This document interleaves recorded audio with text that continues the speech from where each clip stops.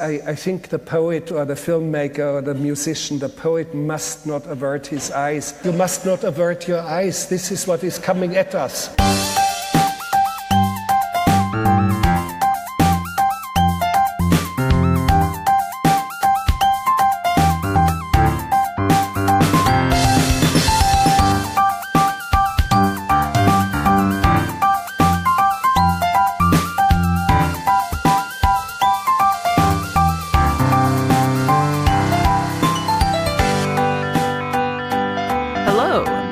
One Good Thing, the podcast that's trying to find the alternate dimension where George Lucas still has a reputation. It's not this one, maybe the next one. I'm Paul Quack. I'm Paul Good Duck. Damn, that's better. And we're going to try something new from now on. Every episode that ends in a 5 will be something from ye oldie times of cinema. Yeah. Back when they used to crank the cameras by hand. Back when black people and women weren't allowed to work on films. Together at the same time. Yeah. To be segregated. Yeah. Just like Not in Pearl Harbor, the movie.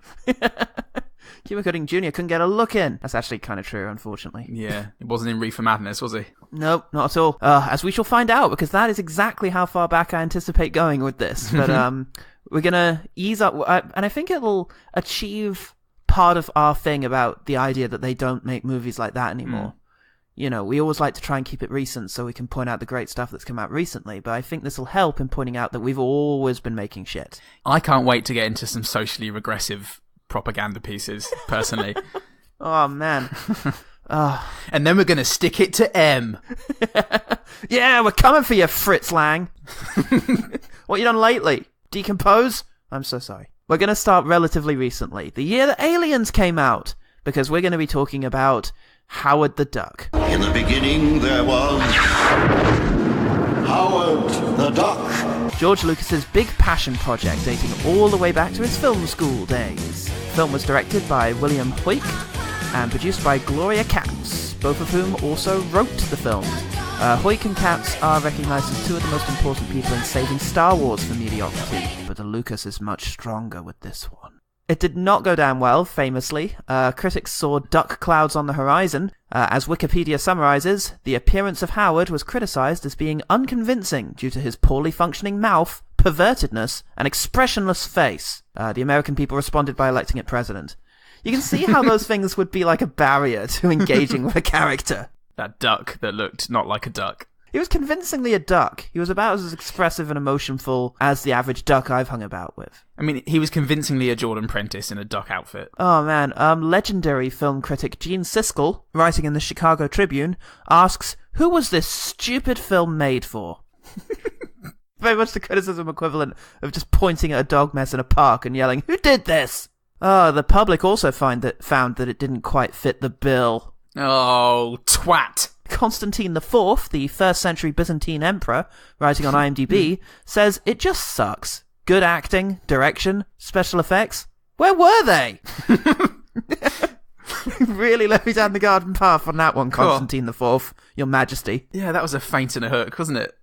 Gosh. That's what being 2,000 years old does. Yeah. It really gives you some perspective. Jaw, singular. The prequel to Jaws, writing for IMDb, says the plot is thin, and the idea of a midget in a duck suit is just not plausible. No one would believe such a thing. They were trying to achieve such a thing. They won't do it. It's like a cat in a bath. They put all their paws on the side. I hate to break it to you, Jaw, but there's some photographic evidence of such a thing having been achieved at least once. It's one of the costliest box office flops ever made, and rumour has it that Universal production heads Frank Price and Sidney Sheinberg engaged in a fist fight after arguing over who was responsible for greenlighting the film. It was me! No, it was me! I want to get fired. No, I want to get fired. Don't make me work with George Lucas again! Speaking of whom, Lucas, who was in debt at the time, had to sell his computer animation company. He was in debt because he bought the Skywalker Ranch, which by all accounts is this fucking ludicrous playground of filmmaking. So he was in debt because of that, and as a result, he had to sell off the computer animation company that he had to Steve Jobs, and as soon as it was out of Lucas's hands, it magically turned into Pixar. Huh. Yeah. That's a George Lucas-led Pixar. Thank you, Howard the Duck. Wikipedia tells me that Hoyk and Katz chose to work on more dramatic projects to separate themselves from Howard the Duck, which seems to be code for barely working again. More dramatic projects like a cat licking its own arsehole. Like paint drying on a tramp. Oh god, that became their raison d'etre. They sound like titles for Luc Besson films. Not Luc Besson. Fuck. Jean-Luc Godard films. Valerian and the Planet of Paint Drying on Tramps. I meant Godard. God damn it. Godard, damn it. God. Never. That was going to be the best joke I ever Hashtag. made, and it was ruined by Luc Besson, visionary French filmmaker. Visionary French hack. Howard the Duck won 4 of its 7 Golden Raspberry nominations, including Worst Picture. What a bunch of shit. Now, Paul, I'd like to start a new segment that I like to call Oh, What a Lovely Score.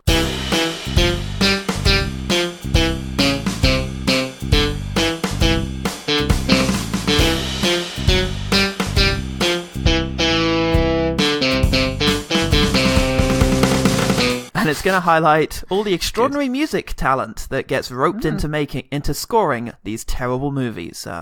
We've already had Elmer Bernstein, Hans Zimmer, Michael Kamen, and Alan Silvestri. Now please welcome John Barry, who wrote this.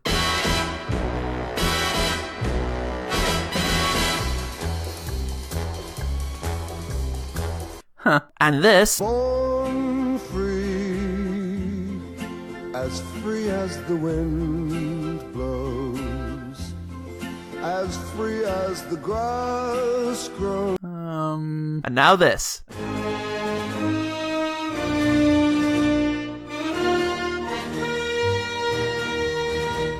Now, Paul, I was reading about the film's production before I actually watched it, and I read the following sentence. Okay. The effect of feathers on Howard's head becoming erect during the love sequence took months to prepare. So, Paul, you foul man. Hell quack. Need we say more than that? Need we really? Bye, everyone. What was something about Howard the Duck that made you want to say more than that? Well, not only did he look a lot like superstar child actor Macaulay Culkin, there were a lot of attempted puns, wasn't there? And I don't know about you, but I think it's more important that you try and pun and fail rather than don't try at all. It's better to have punned and failed than to have never punned at all. That's it. No more Mr. Nice Duck. Every duck's got his limit. No one laughs at a master of quack foo and Well, that sounds punful. Ugh. Pun off. Pun off. Shall we quack on about Howard the Duck's plot for a bit? Yeah, right. It starts. We're in a certain ducky apartment. It's Howard the Duck's apartment. The camera pans around all the gumph in his apartment. For a long time. For a long time, but without giving us anything about his character. He starts with watching some ducky game shows on TV. He's watching some duck-related TV shows that reference real-life TV shows that must have dated the week after the fucking film came out, because I recognised maybe one of them as The Price is Right. It's American prime time from the 80s, right? We're in Duck America. Yeah, so he's watching The Price is Duck, and he's watching Wheel of Duck Tune, and then he takes out a play duck and ducks off. Yep, and then before we can figure out anything about him, boom, vortex. He's sucked through several rooms. Yes, we see some more ducky things. I think there's another old duck person. Yep, old duck couple. Yeah, we see a lady duck in the bath with her boobs out. Lovely duck stuff. PG movie. And then he's sucked into the sky. He's waddling away like an unbelievable Jordan Prentice in a duck costume. He flies past God. He's got his duck tits out. Yeah, he's got his duck balls hanging low. and then he's right through the vortex, and he lands in an alley. I don't want to do this anymore. He tries to get into a club, and the bouncer voices the feelings of the entire fucking audience and saying, "That costume doesn't fool me. Get out of here. Yeah. Come back when you're in a better movie." I've never heard of such a thing, he says. He goes in, right, and there's a band playing. With a sexy, maybe she's old enough, Leah Thompson. She's performing a rock thing. Yes. And then afterwards she goes to leave, and she's walking home when she's accosted by the two fucking bizarrest by Adrian Edmondson and Rick Mayall fucking doing the craziest performance. One of them has baby doll heads all over his leather jacket. And they rough her up a bit. No, there's something this film does well, and it's goons, alright? There are several layers of goons in this movie, and they're all magical and beautiful in their own snowflake sort of way. There's a goon scale from Hale and Pace to Mayall and Edmondson, and these guys are definitely on the bottom side of things. And so they start pushing her around, and then she starts screaming for help, and also beating the absolute fuck out of both of them. Doesn't seem like she needs that much help because she's straddling one of the guys and just punching him repeatedly in the face. But luckily for her, Howard the Duck comes out because no more Mr. Nice Duck, he says. Yes, and he knows quack foo. He knows quack foo. And he uses it, which basically means he has the power of awkward editing. I mean, if anything, it was more like jujitsu. Jizz duck. They have a moment. He rescues her, and she's like, well, bye then. And they walk off, and the weirdest fucking song starts playing. Two people who had so much together really ought to get along. Yeah. That's reminded me of like the songs they play in South Park, where it's just like really obviously saying what's happening. You know, like, even Rocky had a montage. Two friends. I'm alone in the night. There's a friend, she's looking at me, and I'm a duck. Anyway, they end up back at her place. He's not very nice. She naturally starts to consider him a friend, because that's how that works. Women be whack. Or should I say, quack? Oh. Make it stop.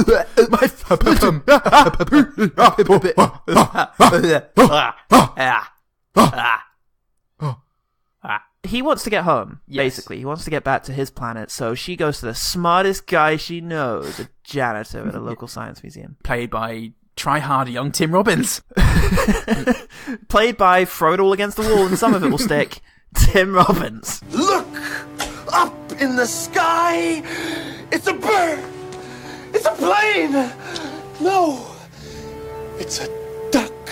He comes up with a couple of theories that don't make much sense. He also wants to experiment on Howard the Duck, and as soon as he realizes that he is a janitor and not a scientist, world-renowned scientist, he walks off again. But Tim Robbins does posit the theory that in an alternate reality, a sort of a duckverse, if you will. If you would. God, we've got a sort of evolution series going on. We had Super Mario last week with the what happens when people evolve from dinosaurs, and this one is with ducks evolved as the main, like, the dominant species. And fucking what's it before that? Sound of Thunder before that. Oh my god, 2018. What is this?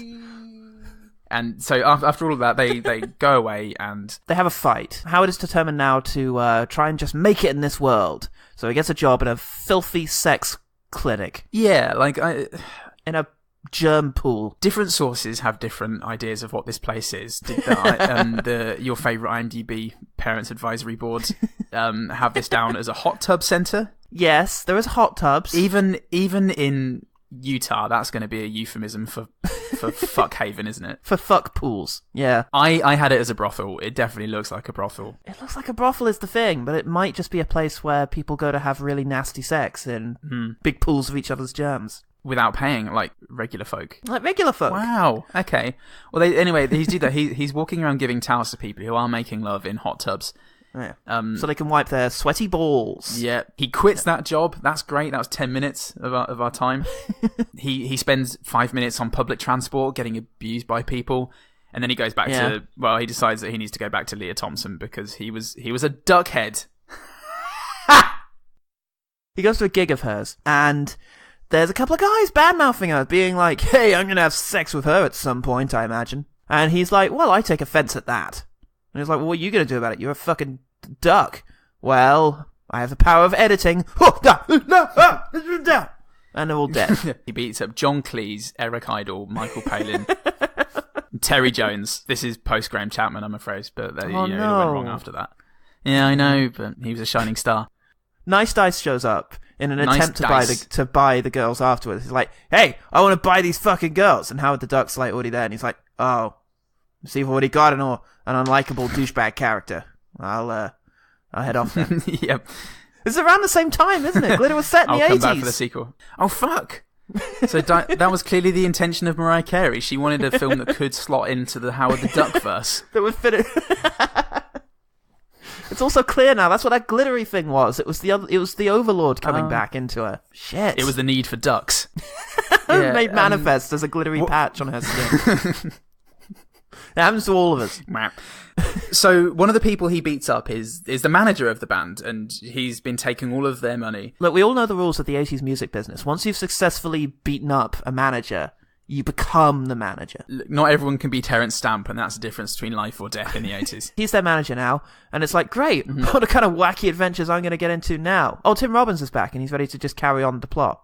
Okay, well, okay, cool. Bye, band. Maybe I'll see you again at the end. I mean, that's good. There can't be much longer left anyway. No, we're nearly there. Right? 70 minutes. Oh, no. That was the first time I looked at the clock. When Tim Robbins reappears. So, Tim Robbins is basically like, come meet the guy out of the Breakfast Club, and he will be able to advise you on how best to return to your dimension. And it's like, okay, so... Oh, no, this is after the incredibly inappropriate sex scene. Or almost sex scene. Yes, I was going to cut you off at some point, just in case you had forgotten to mention. Don't worry about that. The awkward sex scene where Howard the Duck is bluffing, basically. He's trying to give it the Billy Big Bollocks in front of Leah Thompson, and Leah Thompson decides to call his bluff and make out as if to have sex with this small duck man. She gets her vagina out and starts waving it about the place, and he doesn't know where to look. His feathers on his head are fully erect, they're stiff as a board, and he starts flapping around, flustered, crying out because he doesn't actually want to have sex with her. Yeah. And she just sort of pushes on with this. Yeah, joking, it's but not fully consensual. Rape joking? Yeah. So she assaults Howard the Duck. Yeah, and the image, I will say, the image of a flailing, crying duck as a grown woman mounts him, making out as if to rape him, will stay with me forever. Yeah, that's the kind of imagery that I expect when I come to a Darren Aronofsky film. Moving on, Tim Robbins shows up with Ferris Bueller. Yeah. And they all agree to go back to the lab where he can send him home tonight, much to Leah Thompson's dismay because, she was hoping to assault him again later. They head off to the lab where the experiment's already been done without them. Oh, you crazy guys. Scientists for you. Yeah. And it turns out the fucking evil Dark Lord came down, but they don't know that yet. But he did sneak into Ferris Bueller. So he's in there now. Yep. After that, the police come. They're arrested, and then they break out, and then they. This fucking film is this when they go into? I know, they go to a diner. They go to the diner with Merrick from Deadwood, who's also the guy from Breakfast Club, who's also Ferris Bueller. Yeah. And they have an incredibly awkward dinner scene. It transpires that fucking Deadwood guy is now possessed by Satan. Yep. So that's a problem. Yep. Then he runs away. He makes off with Tammy Gray Thompson. What's her name? Whatever, that'll do. Yeah, and then so we're getting into this the third act. Howard the Duck and Tim Robbins have now got to track down Merrick from Deadwood, Ferris Bueller, Breakfast Club man / the Overlord, and Leah Thompson. So what do? Slash 16 Candles. They jump on a biplane, don't they? Well, they jump on a fucking biplane, and at this point in the soundtrack, audience, I'm going to do what the film did, and I'm going to start a fucking incessant drum track that's just going to repeat over and over again, and it's going to do that until we get to the lab. So we get to the lab, and he's got her strapped to a fucking laser thing. Yeah. And he's going to zap more of his buddies into her. Yeah. And Howard the Duck stops him. Yep. The demon comes out as a big, weird, snarly thing, and he stops that too. Yep. Shoots it with a laser. But unfortunately, a bit too late because the other aliens are coming down, and so he's about to shoot the cannon that's sort of sucking them to Earth. When Tammy Gray Thompson says, "No, don't do that, because if you do that, you won't be able to go home." And he's like, "Oh, okay then, I'll just hang out then and just shoot them with this laser gun like I did the other guy. Because that works really well. I'll just wait then. Oh, it's still 40 seconds on the clock.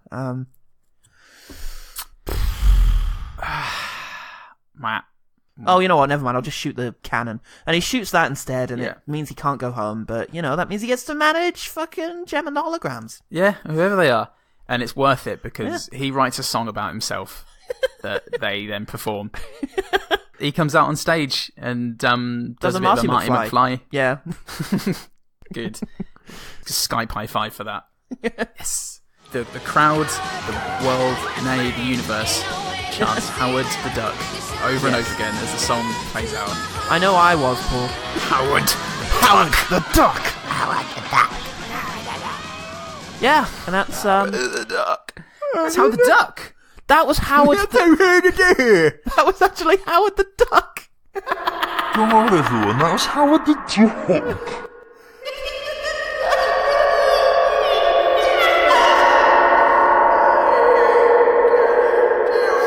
That was Howard the Duck.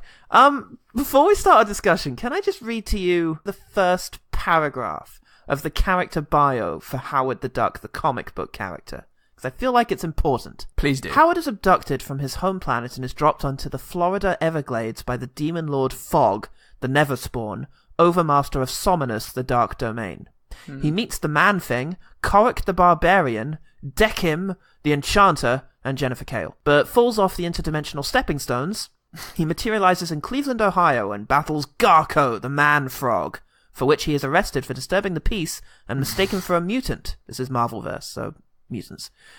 During a strip search. Released because the police fear he has mutant abilities, he encounters Bessie the Hell Cow, a vampire cow.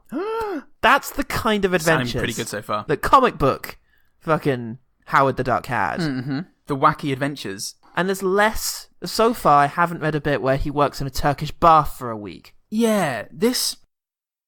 How do you sum this up pithily? The issue with this. It wasn't wacky, was it? It wasn't wacky. I think they tried to make it wacky, but all it meant was him saying duck puns that don't work. Yeah. You know, quack foo is not a pun. You could have had taekwondo duck. Oh, fuck! That would have been better. That's pretty good. That would have been 5% better. It's not even a good pun, but it would have been better than quack fucking foo. Yes, it would have been. There's nothing zany about it. No. He's immediately put into Cleveland into a real world situation. Yeah. The joke being, oh look, he's a duck. But like, it's just, and I really think the unconvincingness of the costume is a big part of it. It's so rubbish. Mm-hmm. He does look like a kid's Halloween costume. It was hard to buy him as a sort of sarky, I'm too cool for this kind of character when he just looks like garbage. It would be one thing if he looked like garbage but actually had a believable, likable character, but there's just nothing there. And he's not funny in any way. There was not one line. No, that's the thing is, he wasn't witty. He had this kind of cynical Dick Marlowe type situation going on with him, but he wasn't funny is the thing. I was amazed at how popular Howard the Duck actually was, the comic book. Like, my parents actually have, like, annuals of Howard the Duck in the attic, weirdly. And, like, apparently he was huge, and everybody liked him because it was silly. All of the stories, like, made fun of other comic book stories. So, like, they'd encounter someone who was clearly a knockoff Doctor Doom. And, you know, and it would just make fun of how those stories usually go. He was basically Deadpool. Before Deadpool. This is what I was thinking. Yeah. Deadpool really did do what Howard the Duck set out to, I think. Yeah. What was the fucking point in making this film? Who is it for? Well, who is it for? Let's start with George Lucas comics. It was for George Lucas. Yeah, let's start with the idea that this was made for George Lucas. Lucas says he loves the comics because they were very funny and he liked the film noir and absurdist elements. So basically he thought it was funny to have the Maltese Falcon with a duck. But why did you then... The only noir element is the opening and then the weird saxophone music. It's not a noir film. There's no, like, cover-up that's being foiled, or, like, gangsters that he's got to get up involved with. It's fucking... Yeah. That's not what noir is it? You can't just have, like, smokiness and jazz music and say it's noir now. No, it's got to be, like, a put-upon underdog character. But I think that's one of the reasons why it didn't ruffle any feathers, but no... Ugh, whatever. Oh, fuck. Oh, whatever. When the decision was made... I hate you so much! When the decision was made early on, and I read this, but I don't quite believe it, to change Howard's character from being rude and obnoxious, read caustic and witty, to, quotation, something nicer. Which, still an asshole, but just now not witty. No. He still complains all the fucking time, and, you know, is mean to people. It's just, he's not funny now. I read some of the comic book, and he's like self-effacing and kind of self-deprecating in how funny he is. Yeah. Honestly, it really was mostly just putting the word duck into sentences where it didn't belong, you know. And also, apparently, and I read this, the focus was shifted from to special effects instead of satire and story that people enjoyed in the book. So we've lost character, story, and wit. It's like they're playing fucking Kaplunk with the story, with the screenplay. Well, I mean, for those special effects, mate. Yeah, those special effects. Great. Those are the ones we get to hold on to. 9 years after Star Wars? Yeah. 2 years after the last Star Wars. Yeah. Now... George! Just don't know. I don't get how he went from, this is going to be a really funny kind of wacky... You know, and some of it was Universal. Apparently the screenplay was written to be animated, which I still can't imagine being any more fun. But, okay, fine, it was written to be animated, but Universal insisted that it be live action. And apparently Universal were a little butthurt after passing on Indiana Jones and Star Wars and thinking, oh crap, we've got to produce whatever this guy does next. We've turned down 2 fucking moneymakers. What's the next one, George? What you got for us? Got a sci-fi comedy about a duck. Funded. Yep, it's green stamped. Fistfights ensue. Apparently the original comic is full of like these existential things, and there's this really cool quote from the author about how, you know, the difference between like tragedy and comedy is just like a matter of perspective, and it's all very existential. But after the release, producer Gloria Katz said, it's a film about a duck from outer space. It's not supposed to be an existential experience. We're supposed to have fun with this concept, but for some reason reviewers weren't able to get over that problem. I don't think anyone was complaining that it wasn't existential enough. I had a fucking existential experience watching it. Oh, for sure. I mean, I looked straight into the maws of death. Gloria Katz there posting on IMDb a review of the film. Those critics just need to lighten up. It was just a fun popcorn film. It's not meant to, you're not meant to be thinking about it. I wish I could enjoy movies, Paul. I just wish I could. But I've chosen not to. I've chosen the path of the critic. And now I'm not allowed. Kermode keeps tracks on me. It's just, if I smile in a cinema, he'll be fucking on me with his mate Kim Newman. And I'll break my knees. Siskel and Ebert are rolling in their graves, son. Sorry, Mr. Kermode. Oh, God. Siskel dead? I don't know. Yeah, he's dead. Oh, good. Everybody knows this, but you can't just tell somebody they're supposed to have fun with a film. No. Because if they're not having fun, it's not, like you said, it's not because they're expecting something existential and didn't get that. No, absolutely not. It's just, you didn't make it fun. I don't know, I think it was meant to be a comedy. That's the problem here, is this is a comedy that isn't funny, and the sci-fi elements and the fantasy elements are just there to like be a framework for the comedy that doesn't work. Except it then became about special effects. Well, when the Overlord fully came into being, I did wonder why we couldn't have just had him much earlier on, because I was quite enjoying him in the diner and the way he spoke. And I can't remember any particular lines, but I'm sure you could throw one in here if I remember. My powers are growing. We'll activate the laser spectroscope when I use it tonight to bring down the other dark overlords. But I thought when it got into the diner and the pace completely fucking changed and the dynamic changed, because you got this Overlord saying some of his things, like that clip you just put in. Oh yeah, brilliant. That it almost had like a big Lebowski feel to it, where it just sat really nicely in this non-pace, with a character that I actually thought was quite interesting. Yes, I like the Overlord. But then after the diner, then they go on hop on that plane to go and escape the cops, and that takes literally 15 minutes. Yeah, I just stood up and walked around the room a bit while that happened, because I just knew it was nothing. Dull. Yeah, it was just unbelievably dull. So they jettisoned wit, existentialism, and the satire. source material really, in favour of special effects, action, which dated almost immediately. They spent $2 million on a duck face that doesn't move, on action that was overlong, directionless, awkwardly edited. Yes, like the fight scenes with Howard the Duck, that was never going to look good.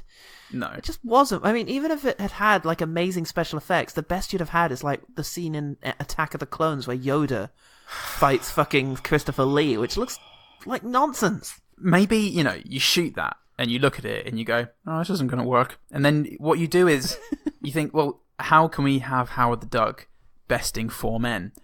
if there's a room with a chandelier in, obviously you shoot that and it falls on your enemies. If you're in a bar, there's got to be something he can do with his smarts, with his duck smarts. He should have D&D'd as a halfling, just to like get into the habit of using the environment. I think you're coming onto something really important here. I think ways to fix Howard the Duck: make it animated so that it doesn't all look like nonsense, and make it for adults. That's what the comic book was for, and it's what people responded to.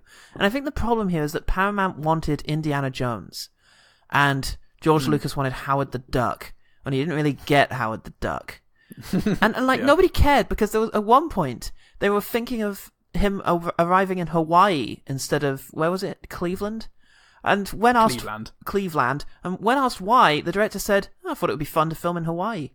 It's like no one cared. Whatever. They could have filmed it at the Wynn Resort. God, it's Paul Blart Duck Cop.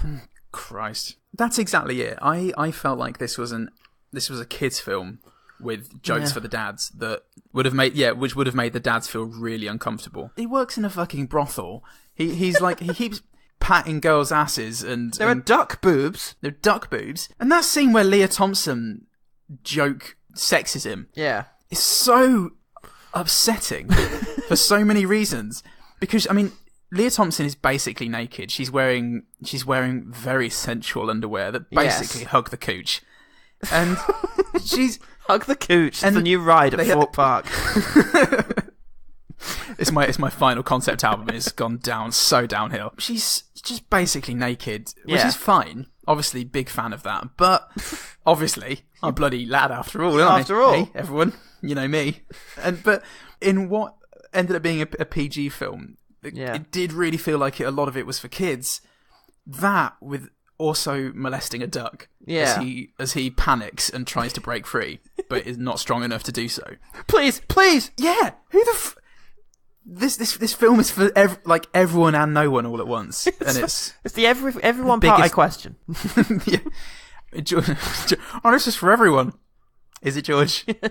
Who are you defining as everyone here? Oh, what is me? I think Steven Spielberg will probably get a kick out of it if he, answers my calls again. Me in the mirror.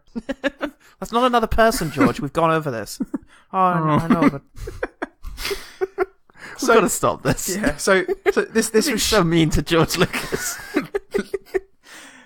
Look, he is never going to listen to this podcast. He's richer than we. He might, Paul. He's got time. He is so rich. He's not even going to hear our voices. He's richer than most frequencies of human voice. I think Phantom Menace proves that. Yep. George, I really don't get what this George. Oh, okay. Oh, he's gone and he's everywhere all at once. Look, this was shit, guys. This was terrible. But look, we're the positive Pauls. So let's just have a think about this, because it's become a bit of a cult success, and that's confusing for me, because I can't imagine like a crowd of people watching this and being like, "Oh, great, it's this bit." Like, you might all cheer at the duck boobs because it's so fucking weird, and you might, I don't know, sing along with some of the songs because they're quite catchy in an 80s kind of way. But for the substantial length of this movie, what's getting the crowd going? Is it Tim Robbins gurning for the camera? This one is a little inexplicable to me, I'm afraid. So a film that's so bad it's good has funny moments, right? Unintentionally funny moments. Sure. Because the filmmakers didn't know what they were doing. Yes. The Overlord, for me, was intentionally funny. Okay. That was good. It was meant to be. Yeah. Yeah. Yes, I think so. The joke was, hey, it's this incredibly evil overlord, but he's stuck in this body doing a silly voice, and he's in a diner where, just ordinary people are. Ha ha ha. Yeah, it works. Yeah, great. The rest of it was unintentional, I'm sure, but it wasn't funny. None of it. There was none of it. Maybe there are a couple of moments that I can probably point out in the quickfire, but a so bad it's good film necessitates entertainment. It has to be entertaining, and there was nothing about this film that was entertaining. I wasn't marveling at the disaster that this film was. I just wanted it to end. I'm reading some positive reviews right now, Paul. Go on. And I'm reading stuff like, also, George Lucas only made 2 watchable movies. This and American Graffiti. Mm-hmm. That's from T. Lucchero. I've got... Also, oh my god, also T. Lucchero. He wrote 2. Okay, he wrote one of them in 2005, the other in 2004. Perhaps he forgot he wrote the previous one. But A bit about my tastes. I walked out of Star Wars, brackets the movie, because the acting was so bad. Much worse than Howard the Duck, by the way. What? Nowhere near as good as Star Wars, brackets the war. So, fucking... the war?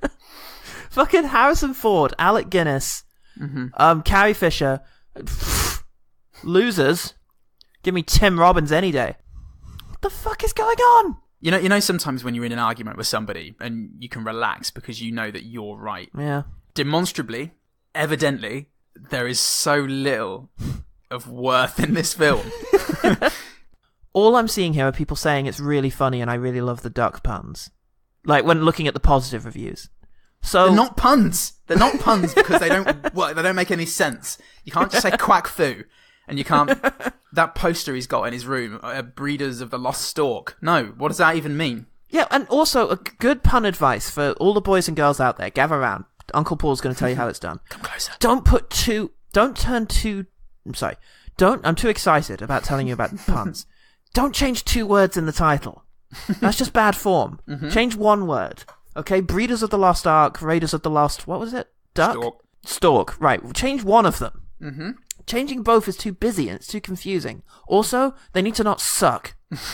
Work on that. I need to stop reading these reviews. Why are you doing this? Why? I don't know. Generation of Swine says...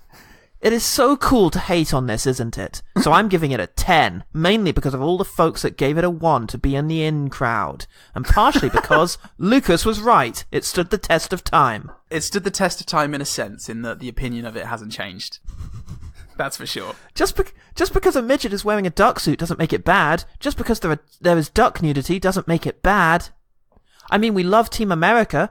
It was hysterical then. It's not funny in Howard because you were told not to laugh at it. The duck nudity in Team America, well, please. You'll remember it. No, the puppet nudity was a parody of, like, overwrought sex scenes. You know, in Hollywood. It was a parody of Hollywood sex scenes and the sort of steaminess. And by putting actual nudity in it, you kind of shock the audience because most of those scenes don't contain nudity. So... Yeah, and this was just a duck in a bath with her tits out. Yeah, it's nothing said. Nothing is said about it.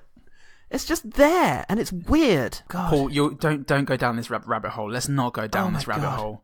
Please stop reading reviews. Okay, I've closed the window, but here's the thing about that line of thinking, and it pertains to modern controversies as well.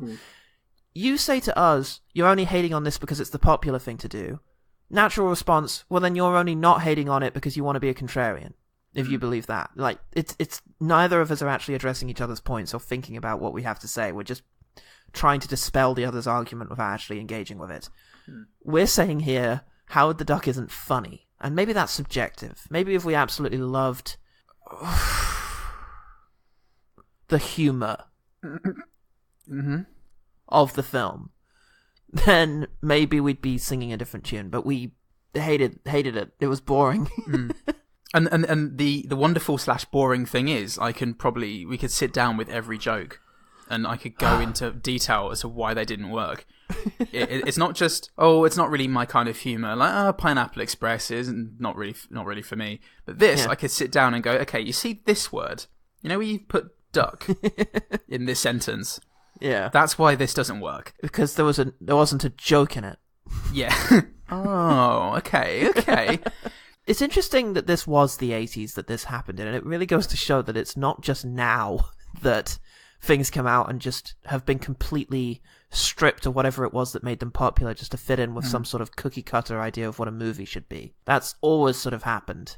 Having said that, as usual, they've enlisted some people, they've gotten people together, and whenever people are gathered to try and make something, some of them will try to make it good, and good things will happen. So, let's quickfire. When he's watching duck-themed TV shows in his apartment in the duck world, there's a Crazy Eddie sort of satire in there. There's an advert with somebody selling things that are so cheap, and he's called Crazy Webby. Oh yeah, because of duck feet. But he's just smashing appliances and screaming and escalating as he goes, and that was pretty good, I thought. I thought the special effect of Howard flying through all the walls looked pretty good. Couldn't see any strings, and he was just flying through them, plaster flying everywhere, and all over the duck boobs.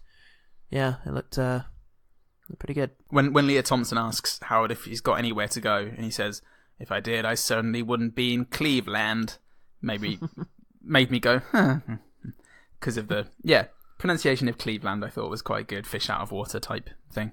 Cool. I really liked the shots of space after Howard shoots into it. And the narrator said with great portents some really cool lines, but then he says Howard the Duck. And it's like, oh, that's what this was. I thought that Howard the Duck's habit of fixing his suit was kind of cute. Okay. When he was either nervous or put out, and he just turn around and start like writing his jacket. Oh, that's cool. Leah Thompson uses the word sleazoid in it, which is a nice 80s word. Very nice 80s word. And about Leah Thompson, I must say that I found her performance to be fairly charming. And true. She's pretty charming, and she has a good singing voice and some really cool 80s fashion, including mind-blowingly skimpy underwear. It really does hug it. Yeah, she also looked genuinely heartbroken when Howard told her to piss off. Yeah, and that was nice. Look, I thought Tim Robbins' entrance was fucking great. His initial, there were moments I wrote down the words. Oh, I quite like that Tim Robbins is giving. By the time I'd gotten to the sentence, he had started annoying me. It starts to deteriorate like the Guy Fawkes signature. Like fucking Charlotte Gainsbourg writing in her book. It slowly went very wrong. Through Tim Robbins, you were finally able to understand the weakness in your sex. That's fair enough. But yeah, initially when he comes out and he's got nervous energy and he's kind of giggling and he's goofy, I thought, oh great, this will be fun. Yeah. It's nothing! It's nothing! Never mind! Carry on, Dr. Chapin. Oh, here's the dynamism. Here's the the pace of the film. Finally. No, but unfortunately, no. No, he then leaves the film for a long time as he goes and works in a sauna for perverts. Yeah. Oh, I like that after she's trying to smuggle Howard around the place because they're sick of being jeered at like freaks. So she puts him in a bag and has him walking around in the bag. And there's holes all over the bag where his bill has previously poked through, implying to us that he's been in there a while. And has been struggling the whole time. And that's visual storytelling, folks. Wow. Didn't have to tell us. They showed it and implied it with detail. Fuck. Imagine such a thing. Imagine that. It's like a Tinker Tailor Soldier spy up in here. Tinker Tailor Soldier male gang rape. It's a duck joke. Because they reproduce via rape. PG-13. Look out, Willem Dafoe. What's that rustling in the trees?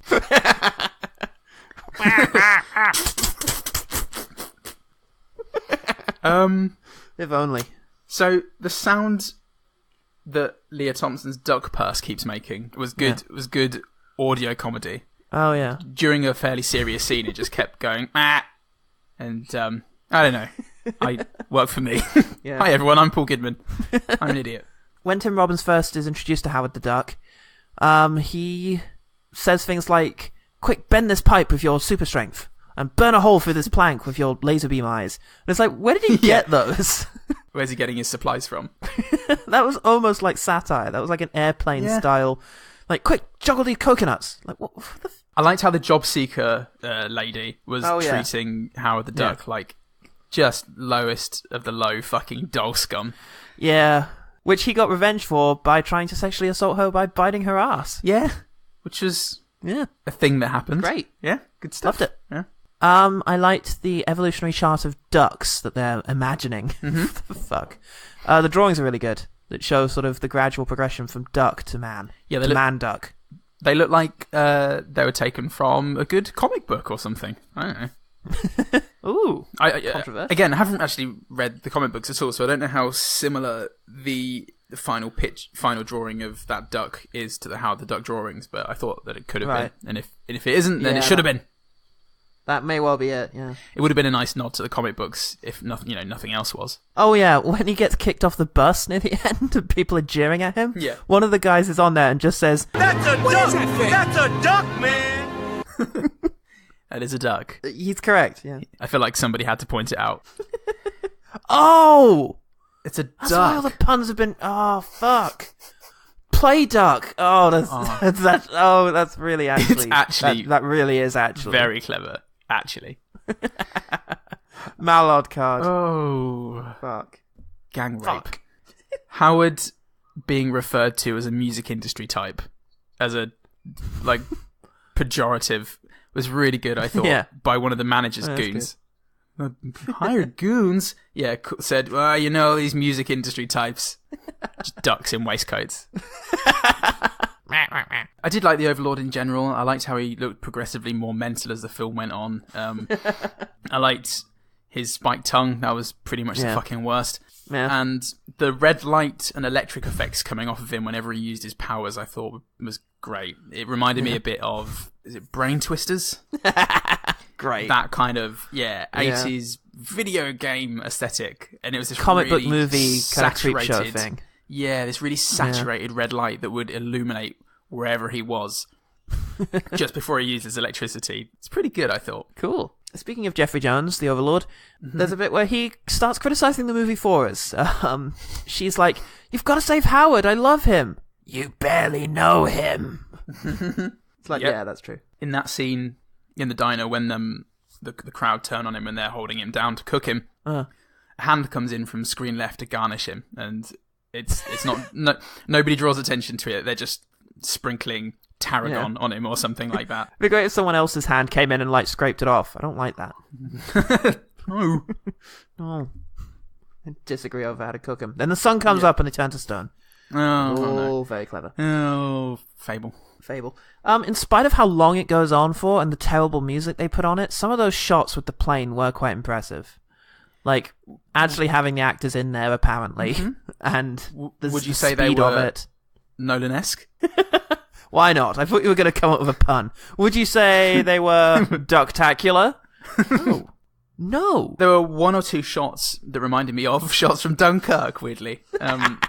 With the where the plane in the foreground and the background zooming past. Cameras on the wing, and you've got a character's face as the plane's going up and down. It was pretty good. There was some awkward back projection, though. No, there wasn't. Yes, there was. The 80s green screen. Yeah, there was a little bit of 80s green screen, admittedly. I like the design of the final form of the Dark Destroyer, if not quite the special effects that brought him to life. He looked creepy and sort of Lovecraftian with all his little tentacles and shit. My final one was, there's a really cool effect when Filzy and Bev are shot and they go all pixelated and they're sort of frozen and screaming. Yeah. That also looked really good in the same sort of Brain Twisters way.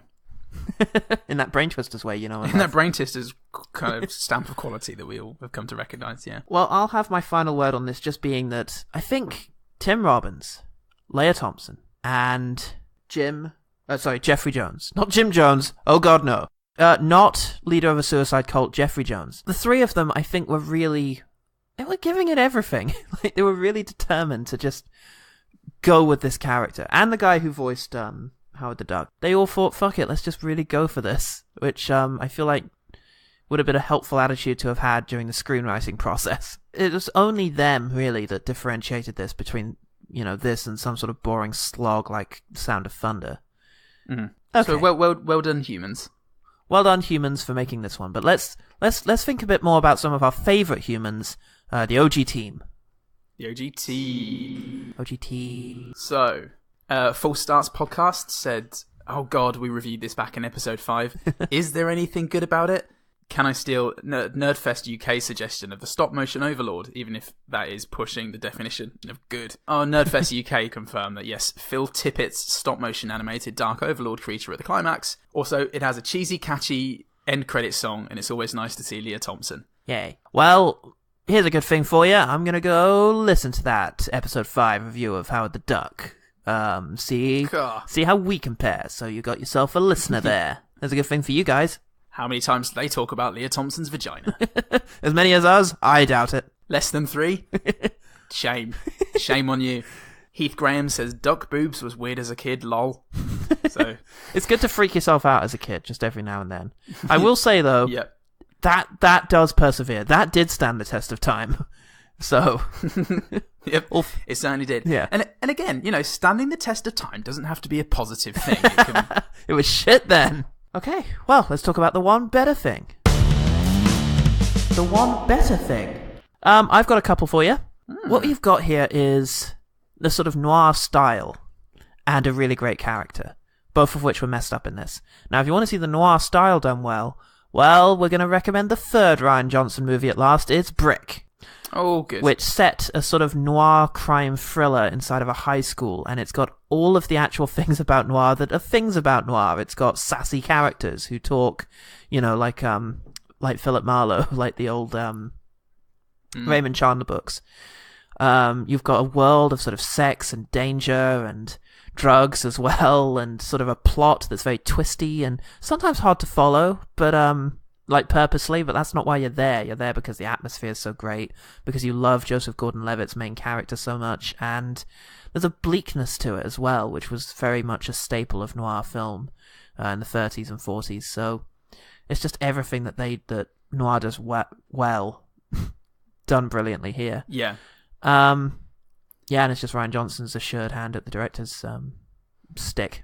Yeah, absolutely. I think you can go back now and just see the majesty in that. And it's also the film that, for me, made Joseph Gordon-Levitt a serious actor. Yes, it was before 500 Days, wasn't it? Yeah. Yeah, it was a big turning point for him, I think. And the other film I'd like to recommend is about the character. And for the character, just have a look at Guardians of the Galaxy. Not necessarily Howard the Duck, though.